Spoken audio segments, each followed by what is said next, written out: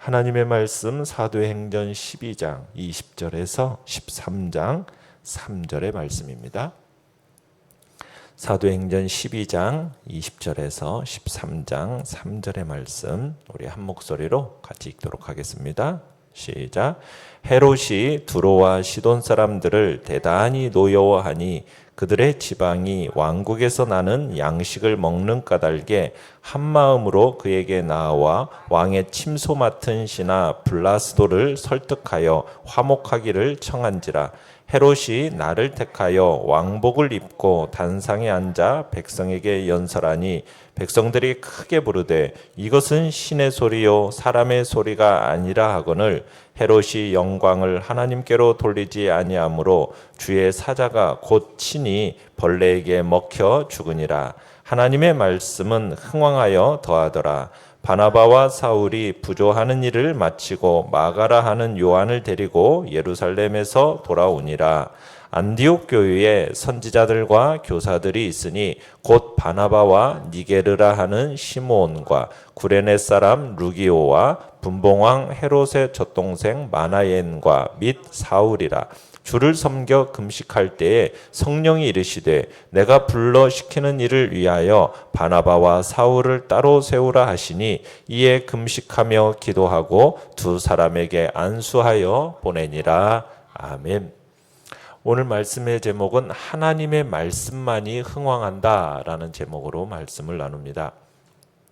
우리가 12장에서 보았던 내용은 헤롯의 교회 탄압으로 인하여서 사도 야고보가 순교를 당하게 되었고요. 그리고 이제 베드로를 투옥해서 이제는 죽이려는 그 찰나에 하나님께서 기적적으로 구출하시는 장면을 우리가 보았습니다. 오늘은 그 헤롯이 죽게 되고 그리고 안디옥 교회가 이제 등장하는 장면입니다. 특별히 예루살렘 교회를 방문했던 부조를 가지고 방문했던 바나바와 사울의 안디옥의 귀환에 대한 보도가 있게 되는 거죠. 헤롯의 이 죽음은 어떻게 보면 성령의 역사와 복음의 능력을 거부하고 교회와 하나님을 대적하는 자의 최후가 얼마나 비참한지를 보여준다라고 우리가 할 수 있겠습니다. 내용 관찰 문제 1번을 보시면 두로와 시돈 사람들이 헤롯을 칭송한 이유는 무엇이고 헤롯은 어떻게 반응합니까? 자, 두로와 시돈 사람이 헤롯과의 관계가 별로 좋지 못해요. 어떤 이유에서인지는 정확하게 나오지 않고 분명하지는 않은데 다윗 이래로 이 두로와 시돈과 이 유대 땅은 오랜 무역 상대국이었습니다. 그런데 아마 무역 마찰이 있었는지 모르겠는데 아마 못마땅하게 헤롯이 이 두로와 시돈 사람들을 생각했던 거예요. 그런데 이 두로와 시돈 사람들은 식량의 대부분을 이 갈릴리의 비옥한 지옥에 의존하고 있었습니다. 그래서 헤롯의 마음을 돌리려고 애를 쓰게 되죠. 만약 헤롯이 그들의 항구로부터 들어오는 이 무역을 중단하게 되잖아요. 그러면은 이들의 수입은 심각한 손상을 입게 되는 겁니다. 특별히 갈릴리로부터 보급되어지던 이 식량과 채소들이 공급되지 않으면은 문제가 더 심각해질 수밖에 없는 거예요. 그래서 이 두로와 시돈 사람들이 뜻을 모았습니다. 한 마음이 되어가지고 이제 헤롯 왕을 찾아간 거예요. 그러면서 헤롯의 총리 대신인 이 블라스도를 설득해가지고 이 헤롯하고 화평을 청합니다. 화목을 청하는 거예요. 그래서 이 블라스도의 알선으로 인해서 이제 이 두로와 시돈 사람들이 가이사랴에서 이제 황제를 찬양하기 위해 개최된 이 대연회에 참석하게 되고요. 그리고는 그곳에 참석해서 헤롯에게 그들이 순복한다는 어떤 뜻을 공적으로 표시하게 됩니다. 21절에 보면은 두로와 시돈 사람들이 이제 가진 수단과 방법을 동원해 가지고 이제 헤롯의 마음을 돌리고자 애쓰는 장면을 보게 되는데요. 이제 대연회 둘째 날 새벽이었습니다. 헤롯이 은실로 짠 예복을 입고 극장에 들어서서 연설을 하게 됐어요. 그래서 이제 연설을 하려고 딱 들어서는 그 시점에 이 태양이 떠오르는 거였어요. 그 태양 광선이 이제 입고 있던 그 은실로 된 예복을 딱 반사하면서 비추이는 거죠. 그러니까 이 두로와 시돈 사람들이 헤롯의 비위를 맞추기 위해서 이제 막 반짝반짝거리는 옷에서 들려지는 소리를 갖다가 뭐라고 이제 하는 겁니까? 이게 신의 소리요 사람의 소리가 아닙니다 라고 하면서 막 헤롯을 치켜 세우면서 아첨을 한 거예요. 그러니까 헤롯은 이 무리들에 의해서 이렇게 그에게 주어지는 이 영광, 이걸 원래는 거부해야 되는 겁니다. 특별히 유대인의 왕으로서 마땅히 그 영광을 하나님께 돌렸어야 돼요. 그런데 헤롯이 어떻게 합니까? 그 영광을 자신에게 돌려버리는 교만함에 빠지고 말죠.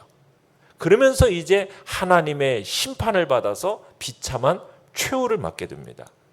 그래서 23절에 보면 누가가 이렇게 표현하고 있죠. 하나님께 올려드려야 할 영광을 가로챘기 때문에 헤롯이 어떻게 죽었더라? 벌레에게 먹혀 죽었다 이렇게 되어 있는데, 이게 이제 헤롯의 죽음의 원인이 그의 장 속에 큰 회충이 들어가서 내장의 그 유액을 다 빨아먹음으로 말미암아 이 장의 활동에 엄청난 지장을 줌으로 인해 큰 통증과 함께 결국에는 이로 인해서 죽게 되었다 이렇게 말을 하고 있습니다.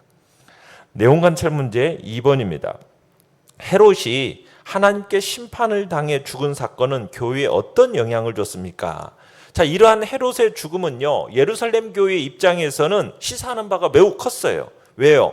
헤롯의 이 직접적인 죽음의 원인이 분명 신과 같이 되려는 자신의 교만함에 있었지만 교회의 입장에서 볼 때는 어떻습니까? 박해자에 대한 하나님의 심판으로 보이는 거죠. 그래서 궁극적으로 교회의 승리다라는 어떤 등식이 성립이 되어졌기 때문입니다. 여기에서 중요한 건 뭐냐면 어떤 병에 관한 구체적인 진술보다도요, 23절에 보면 누가 쳤다고 얘기하고 있습니까?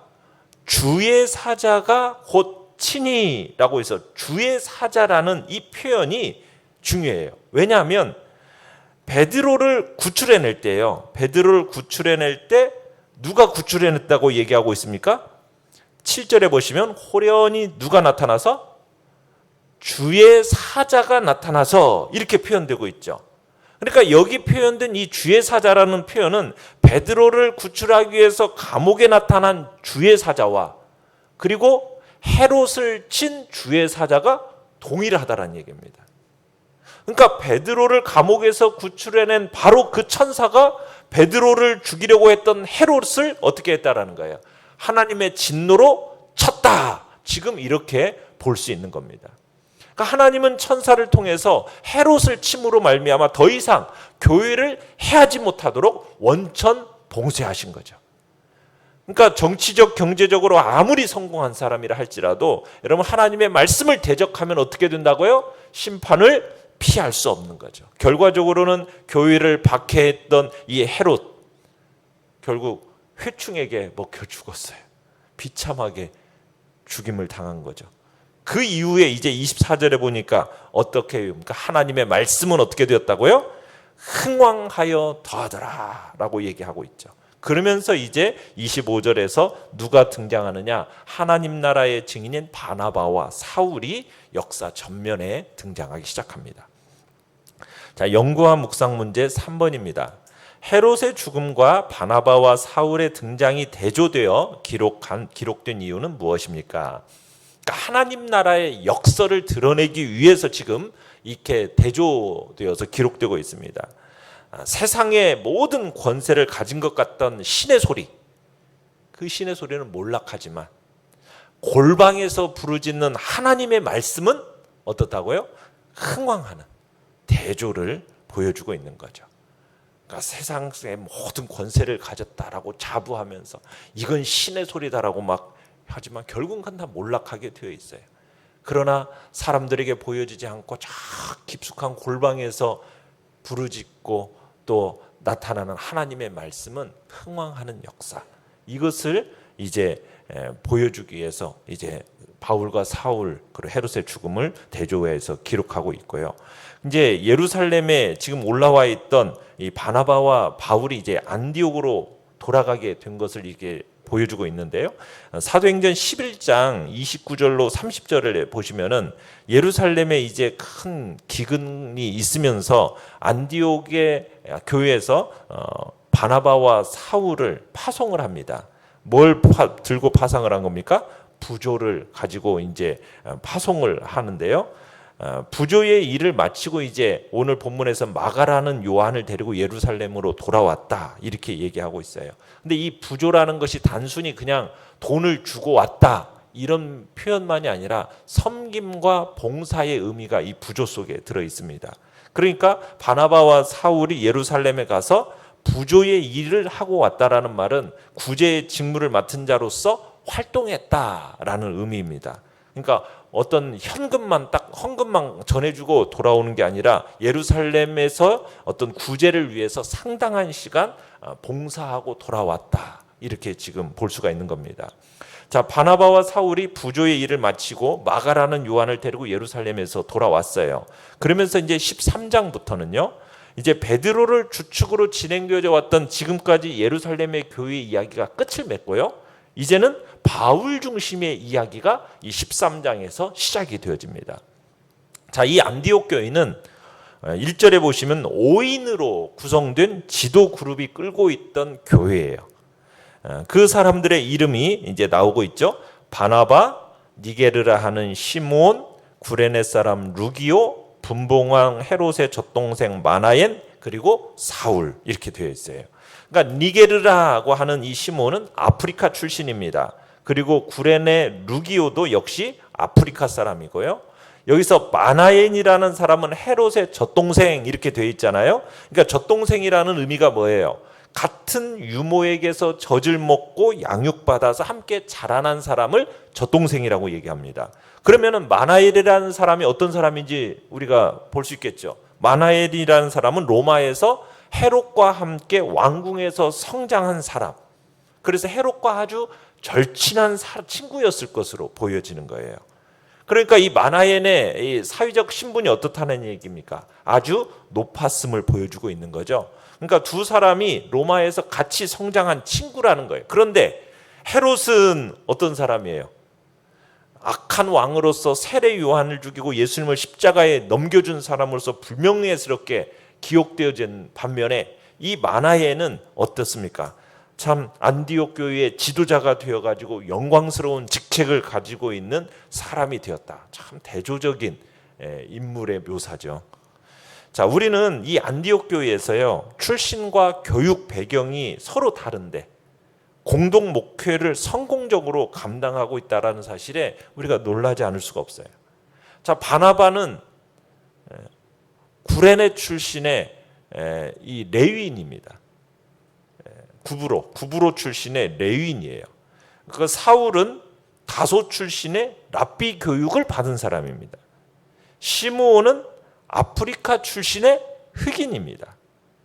이 루기오라는 사람도 구레네 출신의 좀 흑인 아프리카 사람이에요.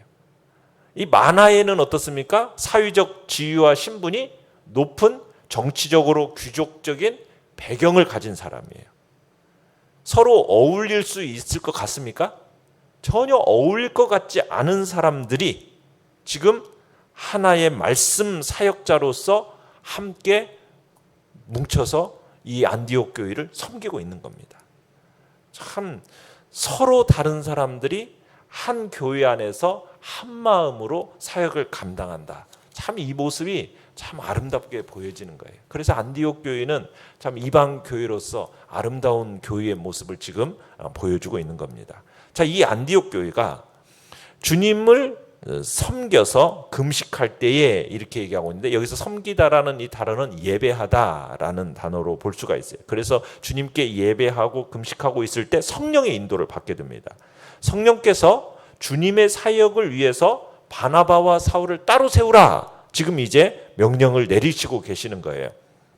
그래서 이제 이들은 1절에 보면 선지자들과 교사다라고 얘기하는 거니까 이들은 선지자이면서 교사였기 때문에 이 성령의 음성에 이들은 제대로 알 수 있었고 하나님께서 성령을 통해 말씀하는 것이 무엇인지를 분명하게 이해했다라고 볼 수가 있습니다. 자, 그러면서 바나바와 이 사울을 이방이라는 새로운 무대에 복음을 전파하기 위해서 따로 세워지게 돼요. 성령의 지시를 받을 때 5인 지도자들은 하고 있던 금식을 계속하면서 이제 두 사람을 부르시는 이 성령의 뜻을 이제 확인하게 되지요. 그래서 이제 두 사람을 따로 세워서 복음 전도자로 보내게 됩니다. 이게 이제 기독교 역사상 최초로 보내지는 선교사가 되는 거죠. 느낀 점 4번입니다. 하나님의 영광을 가로챈 헤롯의 말로를 보면서 무엇을 느낍니까? 이 헤롯은 백성들의 이 과도한 칭찬을 듣고서 영광을 하나님께 돌리지 않았어요.